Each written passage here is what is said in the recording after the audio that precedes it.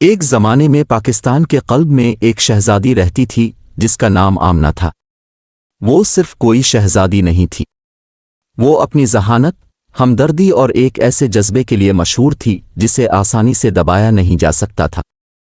آمنہ شاہ حسن کی بیٹی تھی، جو ایک عقلمند اور انصاف پسند حکمران تھی جس نے ان میں رحمدلی اور عاجزی کی اقدار کو جنم دیا تھا۔ نورستان کی سلطنت ایک متحرک ثقافت اور بھرپور روایات کی جگہ تھی۔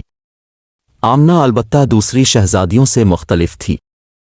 جب اس نے محل کی عیش و عشرت کی تعریف کی، اس کا دل صرف شاہی شان و شوکت سے بڑھ کر کچھ چاہتا تھا۔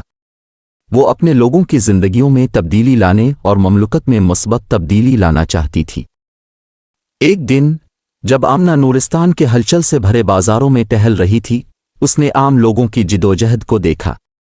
غربت اور عدم مساوات نے بازار کے متحرک رنگوں پر چھایا ہوا ہے۔ تبدیلی لانے کے لیے پرعزم امینہ نے اپنے والد سے کم خوش نصیبوں کے لیے اسکول قائم کرنے کی تجویز پیش کی۔ اپنی بیٹی کی شفقت سے متاثر بادشاہ حسن نے اس کے خیال سے اتفاق کیا۔ انہوں نے مل کر نورستان میں پہلے اسکول کا افتتاح کیا جہاں تمام پس منظر کے بچے تعلیم حاصل کر سکتے تھے۔ امینہ نے اس عمل میں فعال طور پر حصہ لیا، اساتذہ اور طلباء کے ساتھ مشغول رہے اور اس بات کو یقینی بنایا کہ ہر بچہ قدر اور سننے کو محسوس کرے۔ مہربان شہزادی کے بارے میں بات پھیل گئی اور جلد ہی اسکولوں کی تعداد بڑھ گئی۔ آمنہ کی کوششوں کا دائرہ تعلیم سے آگے بڑھ گیا کیونکہ اس نے پسماندہ افراد کو صحت کی دیکھ بھال، صاف پانی اور پیشہ ورانہ تربیت فراہم کرنے کے منصوبے شروع کیے تھے۔ نورستان کے لوگوں نے اپنی شہزادی کی انتھک کوششوں کی بدولت ایک مثبت تبدیلی کا تجربہ کرنا شروع کیا۔ تاہم ہر کوئی امینہ کے اقدامات سے خوش نہیں تھا۔ شاہی دربار کے کچھ ارکان نے محل کی شان و شوکت سے وسائل کو عام لوگوں کی ضروریات کی طرف موڑنے پر تنقید کی۔ آمنہ اختلاف کے وسوسے سے بے خوف ہے کر ایک زیادہ منصفانہ اور ہمدرد بادشاہی کے لیے اپنے ویژن پر عمل کرتی رہی۔